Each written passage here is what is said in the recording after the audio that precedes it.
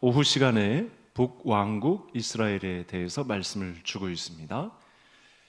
북왕국 이스라엘에서는 건질 만한 인물이 없고 무슨 여기에 우리가 교훈을 삼을 만한 말씀이 있겠는가, 다 배반을 하고 하나님의 말씀을 떠났기 때문에 뭔가 교훈을 얻을 만한 말씀이 없겠다 이렇게 생각할 수 있겠지만, 그래도 성경에 기록하게 하신 하나님의 뜻이 분명히 있기 때문에 우리는 이걸 하나님의 말씀 속에서 캐내야 합니다.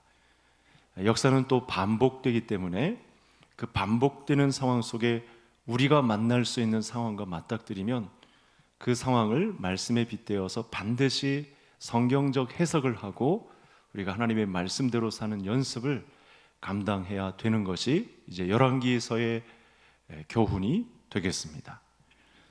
자, 15장 34절로 한번 가보시겠습니다. 우리 오후에는 성경을 이렇게 저렇게 좀 잘 가보실 텐데요, 벗어나는 성경은 화면을 통해서 만나보시겠고요. 34절에 보시면 여기도 바하사 기사가 나오는데, 바하사는 이스라엘 3대 왕입니다. 북이스라엘. 근데 왕이 된 후에 어떤 길로 행했냐 하면 여로보암의 길로 행했다. 자, 16장 7절도 이렇게 가보시죠. 16장 7절도 가보시면 여기는 이제 여호와의 여로보암의 집을 본받았다라고 하는 말들이 등장을 합니다.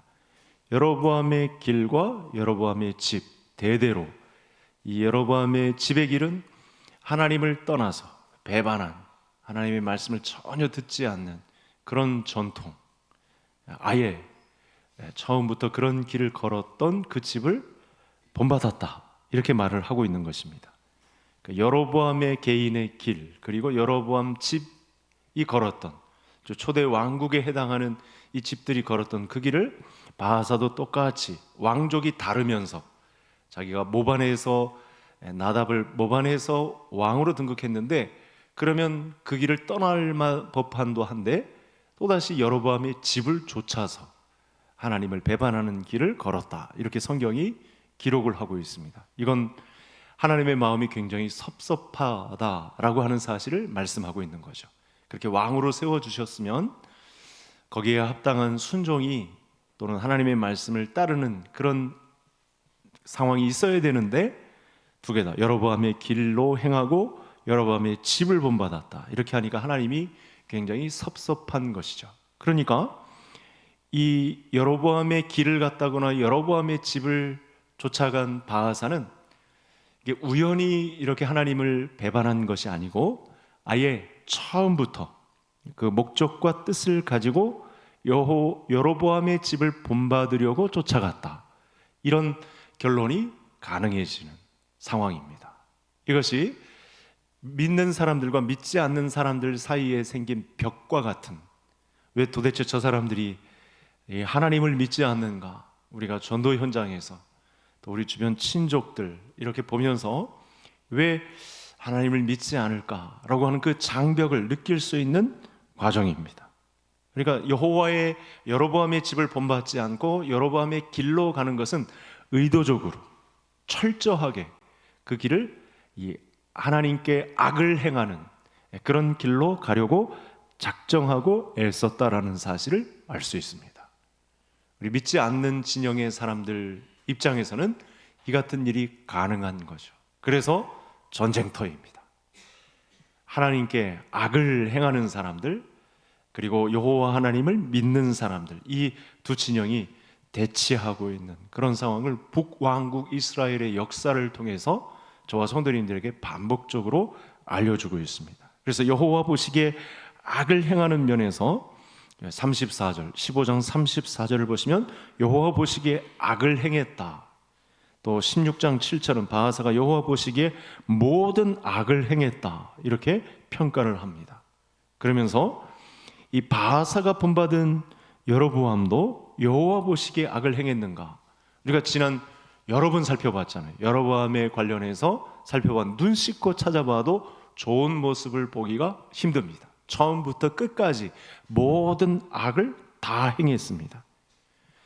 그러니까 여로보암이나 오늘도 나타날 텐데 비교되는 인물이 다윗 왕입니다.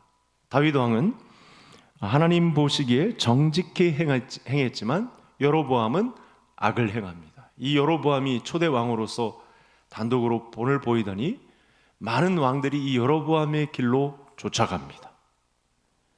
그러니까 바하사는 여호와 보시기에 악을 행하는 여로보암의 삶을 본받되 아예 처음으로, 그러니까 우연히 그 새로운 왕조에서 어떻게 하다 보니 그렇게 한 것이 아니고 아예 여로보암이 행한 악을 찾아서 목적을 가지고 그렇게 악을 행했다라고 하는 그 의도성 짙은 그런 내용을 보여준다는 사실입니다. 자, 30절 말씀, 15장 30절 보시죠. 여기 보면 여로보암이 자기만 죄 지은 것이 아니라 이스라엘로 범죄케 하였다라는 기록이 있는데 34절, 바로 이 바하사가 이스라엘 백성을 범죄케 하는 일을 여로보암에게서 철저히 본받았다라고 하는 사실을 기록하고 있어요. 그 성경이 어떤 의도를 가지고 우리에게 기록을 남겼는가를 알 수 있는 하나님의 의도는 바로 이것입니다. 그래서 어떤 길로 가겠는가, 다윗의 길로 가겠는가, 여로보암의 길로 가겠는가 도전을 하고 있는 것입니다. 자, 그러면 한 장 더 뒤로 가서 14장 9절로 한번 가보시겠습니다. 14장 9절.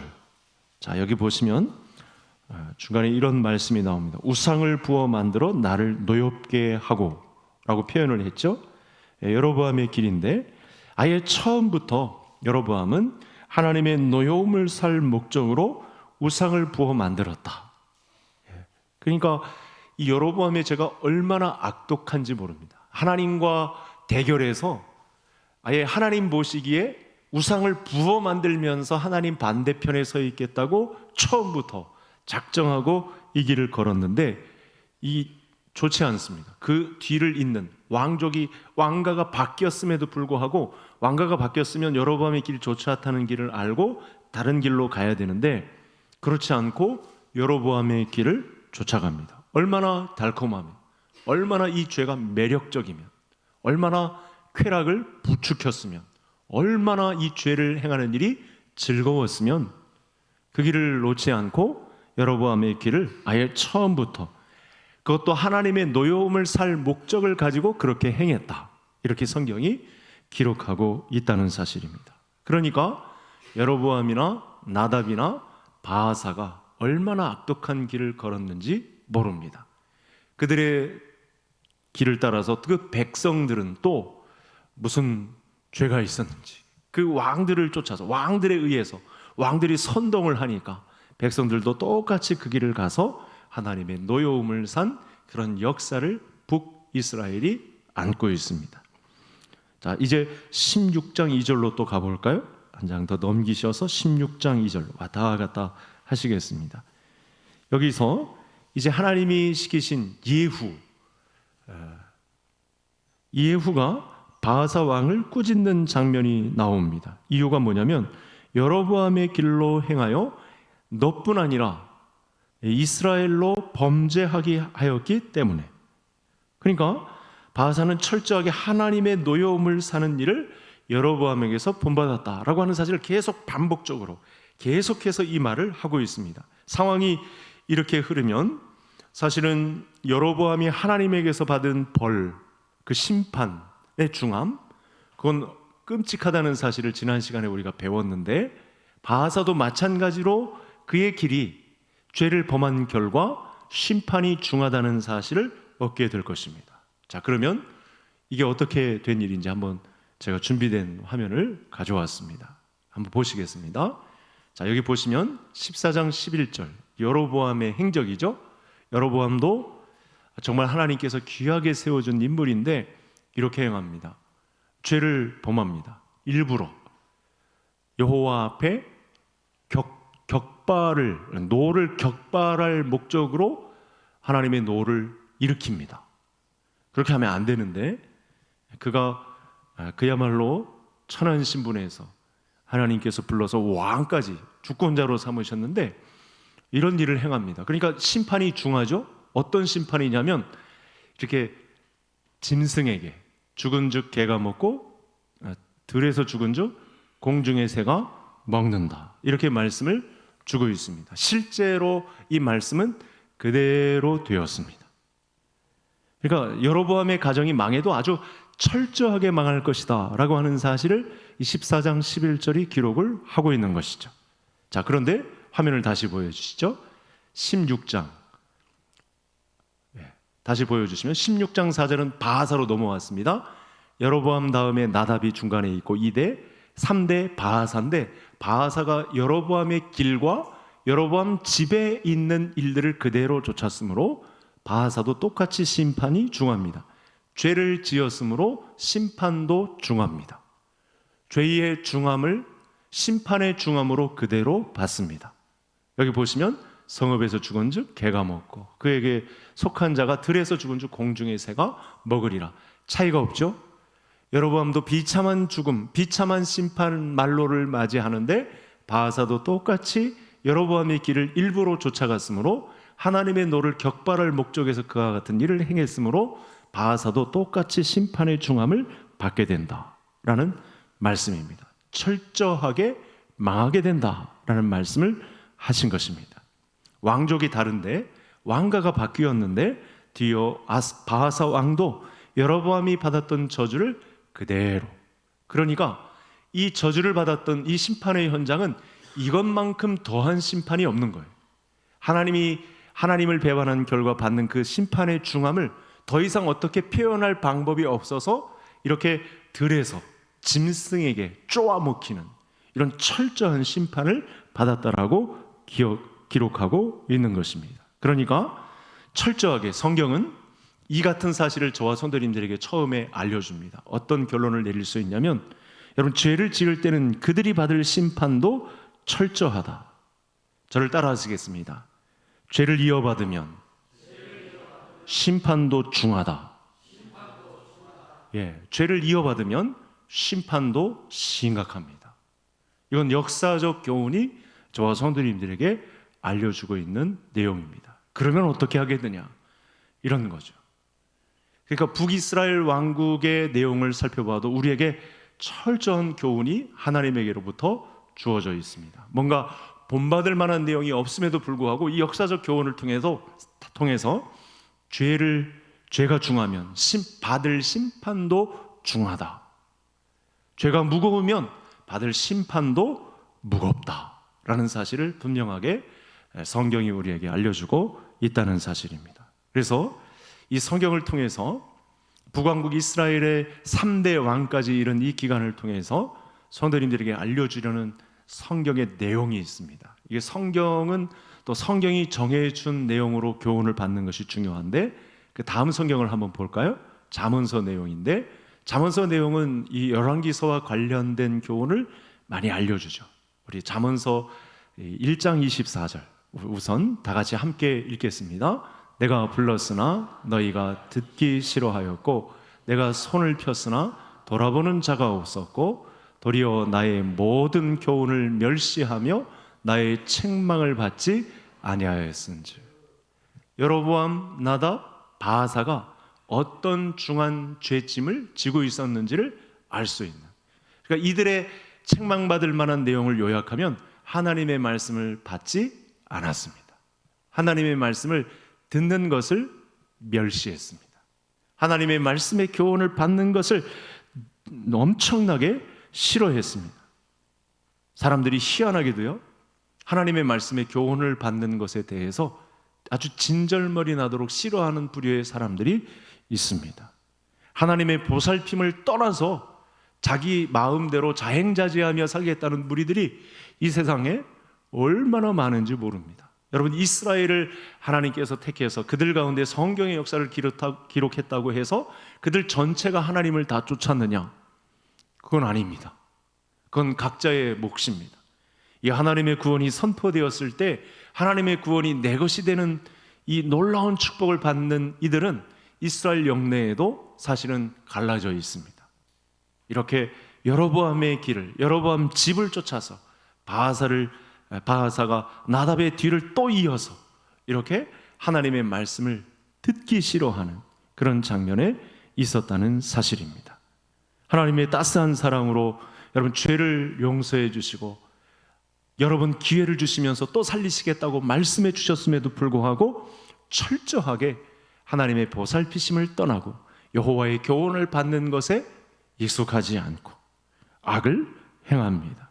그러니까 철저히 거절한 만큼 철저히 받을 심판도 중하다, 무겁다라는 사실을 성경이 알려주고 있는 것입니다.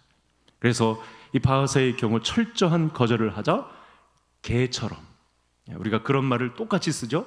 이스라엘의 전통적 배경하에 개는 최상위의 이 치욕적인 그런 저주에 가까운 표현입니다. 개처럼 취급을 받는다, 이렇게 표현을 되겠습니다. 들에서 개처럼 새에게, 까마귀에게 쪼임을 받아서 비참한 죽음을 맞는다, 이 부분입니다.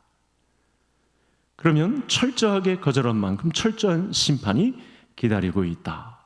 좀 전에 여러분 이 잠언서 1장의 내용을 언급했었는데, 잠언서 마지막 내용은 또 어떻게 결론을 맺고 있을까?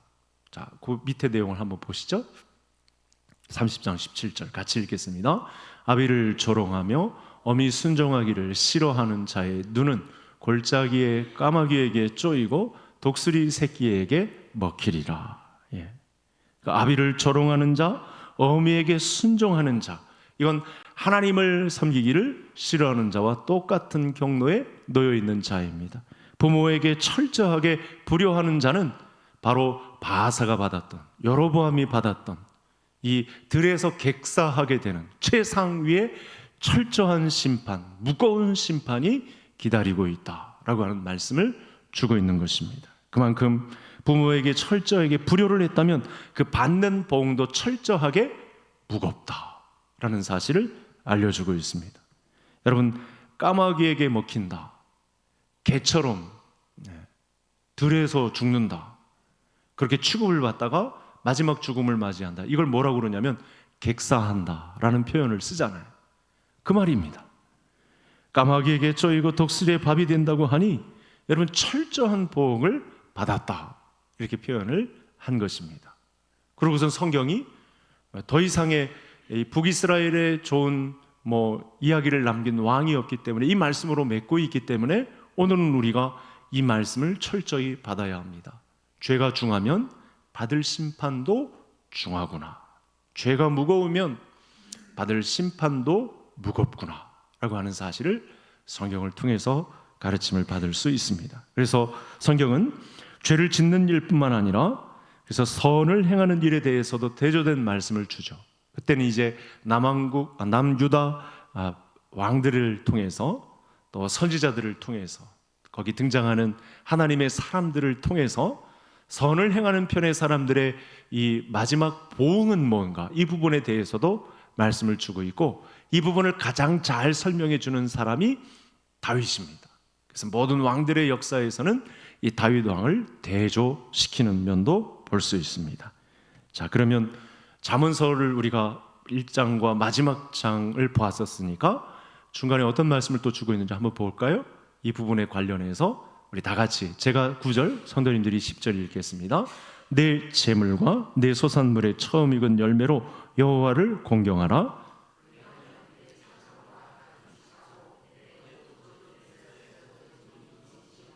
이 말씀 사이에는 우리가 하나님의 말씀을 지키는 아주 묘한 긴장감이 있습니다. 많은 성도님들이 이미 이 믿음의 양심으로부터 도전받은 내용이 있는데, 하나님을 제때에, 하나님을 본격적으로 그 온전한 헌신과 섬김을 감당하지 못한 그런 모습이 아마 저와 성도님들에게 비춰질지 모르겠습니다.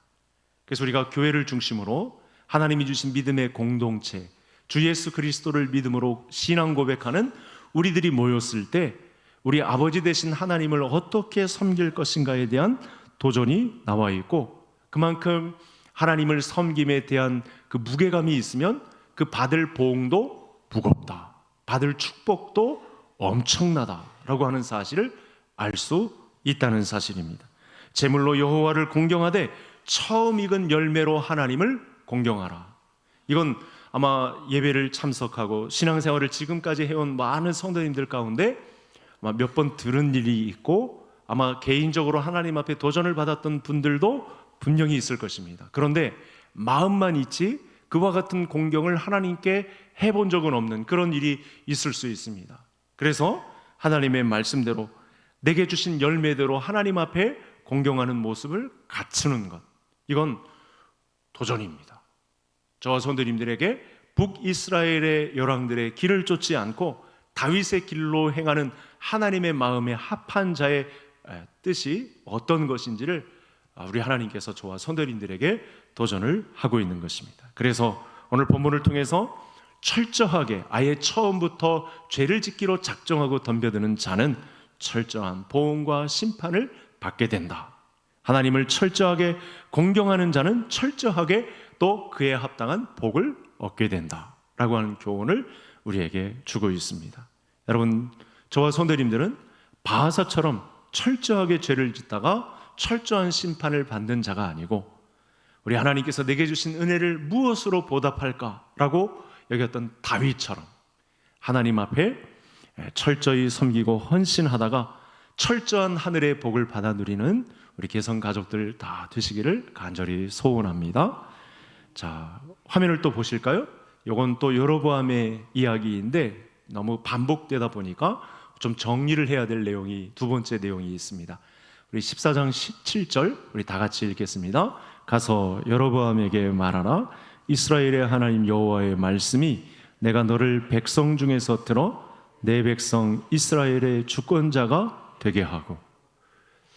여러분 잘 보시면 여로보암이 어떻게 왕으로 발탁되었는가를 알 수 있는 근거 본문입니다. 중간에 보면 여기 내 백성 중에서 들어 라는 말씀이죠. 여러 백성들 중에 뽑아서 여로보암을 왕으로 세웠다, 주권자가 되게 했다라는 표현입니다. 자, 그런데 그 밑에 내용을 한번 보시죠. 이건 바하사 이야기입니다. 여로보암을 주권자가 되게 한 것, 16장은 바하사를 주권자가 되게 한 것. 근데 차이가 좀 있죠? 여로보암은 백성들 중에서 뛰어난 자입니다. 솔로몬의 이 공사의 이 건설 부장이었었거든요. 감독하는 자였거든요. 그런데 바하사는 어떤 사람이었냐면 어떤 사람이었죠? 티끌에서. 화면 보여주세요. 예, 내가 너를 티끌에서, 그러니까 백성 중에서가 아닌 티끌에서. 그럼 제가 질문하겠습니다. 백성들 중에서 뽑은 자가 더 큰 은혜를 받았습니까? 티끌 중에서 선택된 자가 더 큰 은혜를 받았습니까? 그렇죠. 와, 역시 개성교회. 제가 원하는 답이 안 나오면 어떡할까 하고 제가 지금 마음을 졸이고 있었는데 정말 잘 된 거죠. 여러분, 티끌을 바꿔 쓸 수 있잖아요. 먼지 같은 자였는데 택함을 받아서 왕이 된 거예요. 그러면 여로보암의 길보다 바하사의 길이 더 큰 은혜를 받은 길입니다. 그럼 다음은 어떻게 넘어가야 되죠? 그렇게 큰 은혜를 받은 자라면 여로보암이 갔던 길을 버리고 재차 그런 이 실패한 역사를 잘 교훈 삼아서 그 길로 가지 말고 하나님께서 원하시는 다윗의 길로 가야 되는데 그렇지 않았다는 거예요. 자, 요거 현대인의 성경 제가 가지고 왔는데 여기 보시면 티끌에 불과한 너를 이렇게 본격적으로 썼잖아요. 하나님의 마음을 그렇게 택했는데 티끌에 불과한 너를 불렀음에도 불구하고 왜 너는 여로보암의 길로 갔느냐 이런 말씀을 하고 있는 것입니다. 그러니까 바하사 입장에서는요, 하나님이 보실 때 믿을 구석이 하나도 없던 거예요. 여러분, 여로보암은 많은 사람들 중에 감독직을 보낸 경험이 있잖아요. 전문직이잖아요. 그죠? 여러분, 건축에 있어서 감독자에 해당하는 사람이니까 전문직입니다. 뽑힐 만한 리더십을 검증받은 사람인 거죠. 그런데 바하사 입장에서는요, 그야말로 평범 이하의, 그렇죠, 먼지 같은, 티끌 같은 그런 사람들 중에 발탁되어서 주권자가 되었습니다. 그러면 어떻게 해야 되겠습니까? 이렇게 먼지 같은 존재에서 나를 불러주실 뿐만 아니라 이렇게 북이스라엘의 주권자로 세워주셨다면, 왕으로 불러주셨다면 전후 좌우를 잘 살피고 지난 역사에 실패한 역사가 뭐고 하나님 앞에 우리가 잘못한 것이 무엇인가 복기해보고, 그래서 하나님 앞에 믿음으로 잘 섬기는 일을 해야 됨에도 불구하고 악을 고집했다는 거예요. 사람이 이렇게 악독하고 이렇게 연약합니다.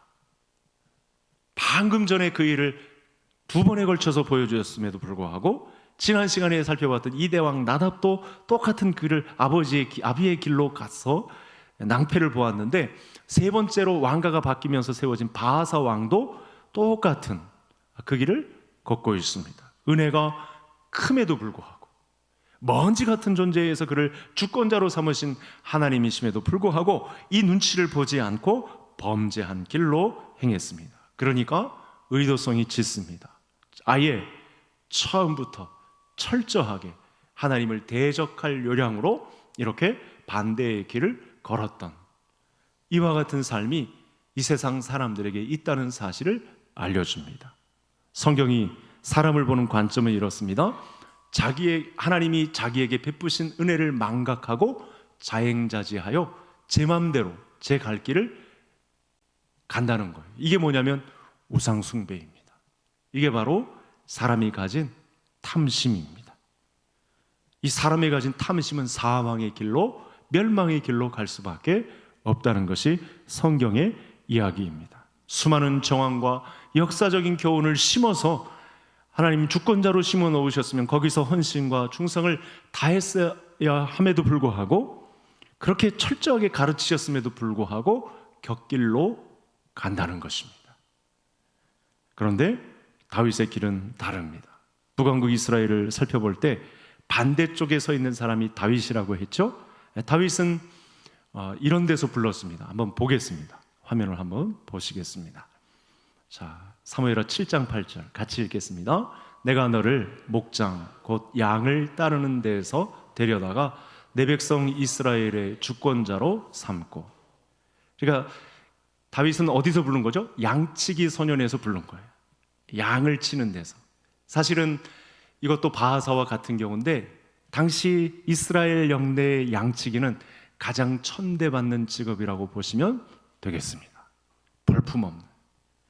희한한 건 가정 안에 이세도 다른 위의 형제들은 눈에 두고 있는데 뭔가 어디서 데려온 자식처럼 막내를 이 광야로 내몰아요.